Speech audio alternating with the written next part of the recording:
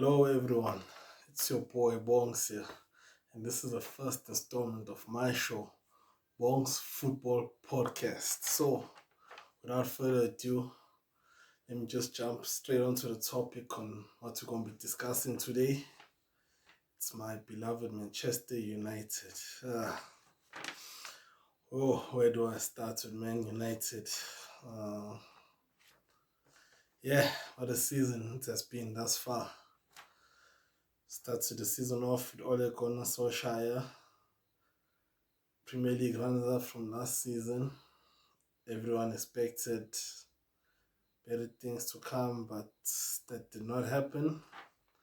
Instead, it all just came tumbling down, and before December, Christmas to be precise, Ole Gunnar Solskjaer was gone, and a new man at the helm was there.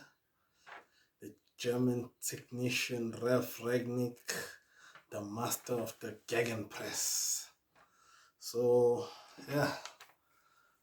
let's see and talk and engage more on Manchester United. What is happening at Man United? Good question. What is happening at Man United? Well, to start things off, the dressing room. There's a lot of talk and rumors going around about the dressing room being divided.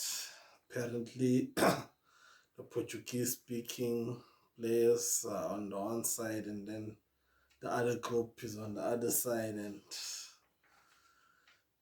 Cristiano Ronaldo, Bruno Fernandes, Diego Dalot, Alex Telles, Fred, those are said to be the main guys in the Portuguese-speaking side, if I may say, in the dressing room, and the English and other nations as well who are on the other side. It's really sad to see. I hope that is not true, what they're saying, that the dressing room is divided, but these guys are professional and are very well paid, so I don't believe that such a thing would affect the team. Of course, there'll be cliques here and there. You got Spaniards in the team, you got Portuguese, you got Brazilians. It's a good mix of different cultures and diversity, so I wouldn't expect that could be the reason for the poor performances that we have seen.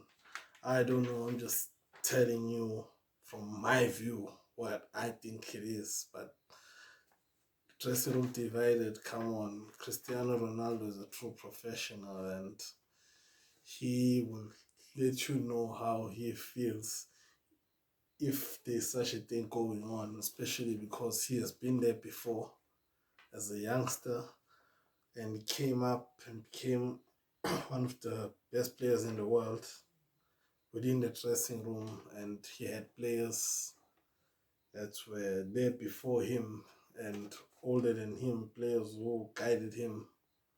So I don't think he'd be in affection as such and be causing problems or rifts within the dressing room. So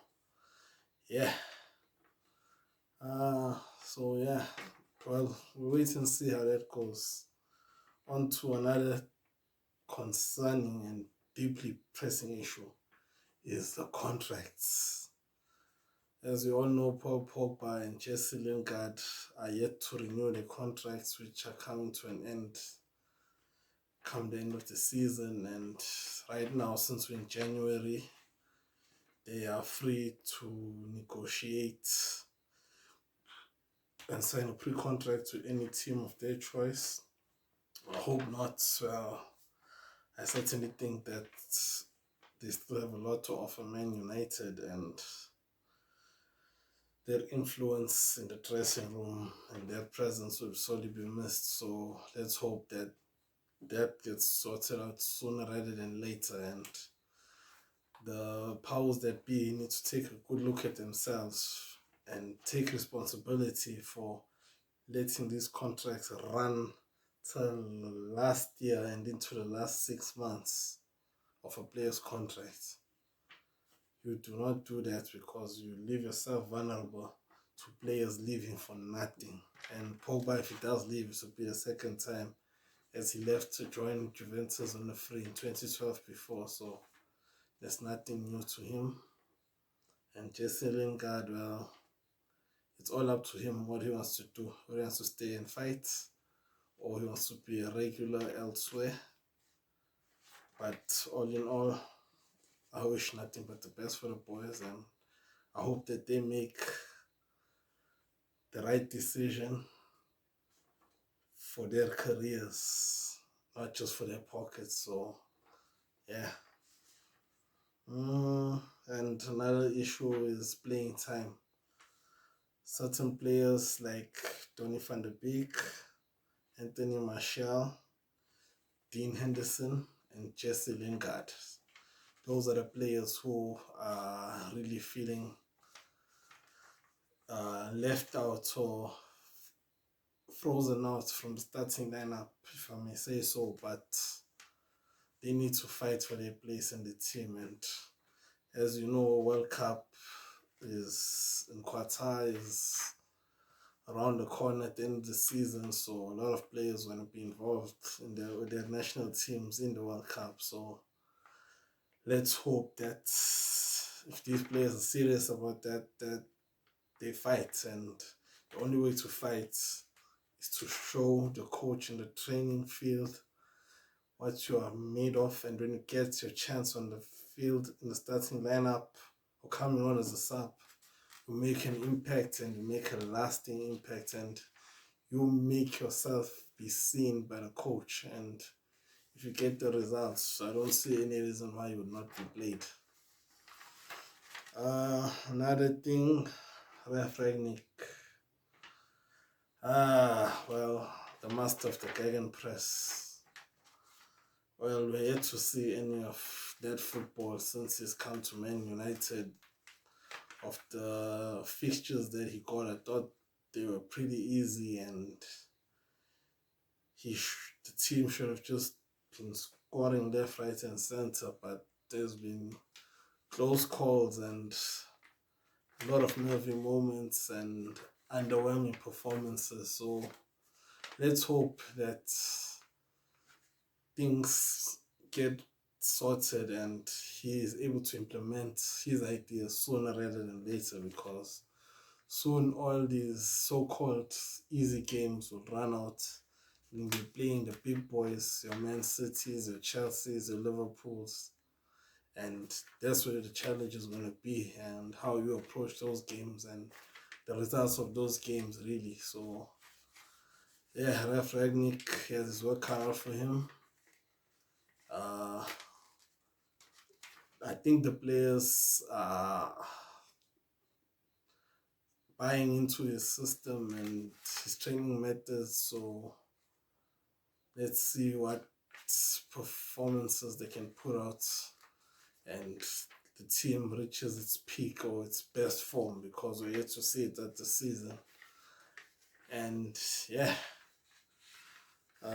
let's hope for the sake of the supporters that the team is entertaining as it once was, and that the performances are something that we can be proud of, something that we want to be seeing, and the performance levels are right up there, and the players are fighting for the jersey and playing with their hearts out there.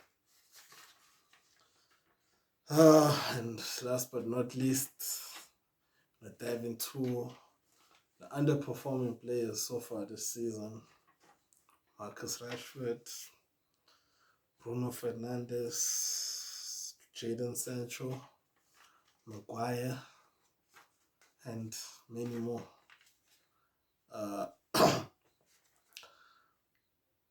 Where do I start with the players' performances this season?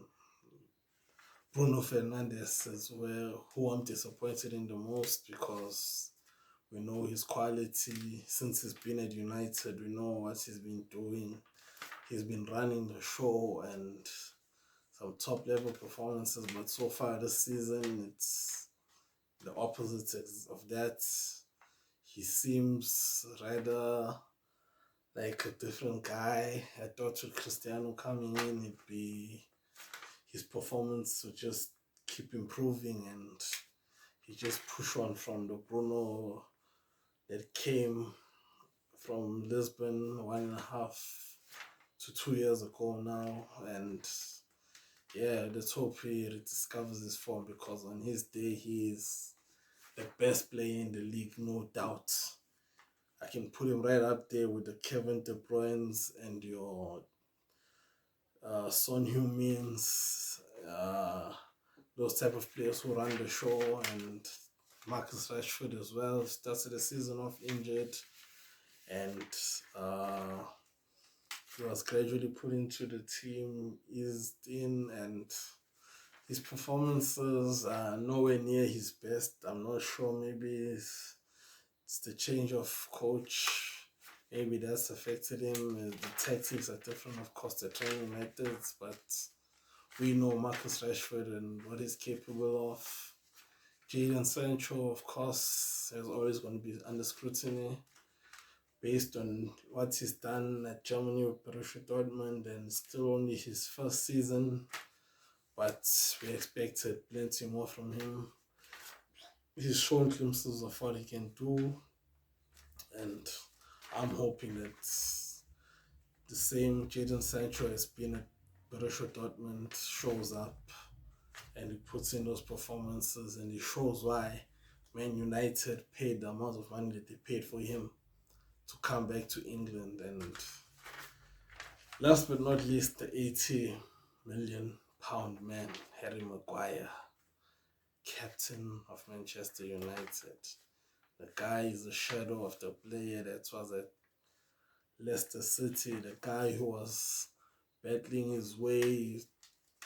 No one used to get past that guy, and even in the opposite end as well, he was scoring goals. He was not being bullied by any striker or attacker. He stood his ground, but he's been shaky. I'm not sure if it's the price tag that's too heavy for him, or maybe the Man United jersey, but let's hope that he can improve, and he needs to shut down that defense, because I don't know without David De Gea where Man United would be this season. And yeah, well, that's it from me. Thanks for watching Bongs Football Podcast, only on Football Extreme. Stay tuned for more, and remember, stay tuned. Keep subscribing to Football Extreme. Like our page and follow us on Instagram at football_extreme1. And I'm out. Peace.